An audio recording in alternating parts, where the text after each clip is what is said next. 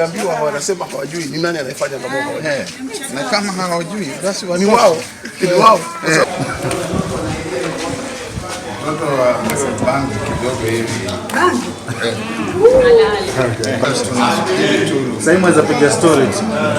As a party leader, I want to call the president to form an inquiry into what is going on.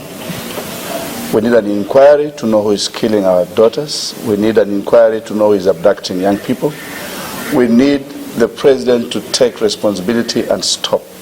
Tell the police that there is a life even after elections. We can't kill our future. We can't kill our young people.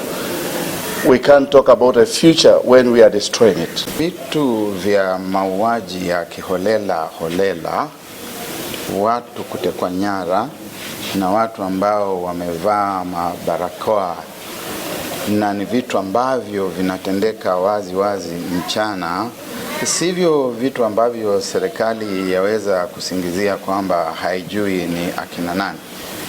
Iwapo serikali itasema haijui ni akina nani, basi serikali kama hiyo huwa imefeli.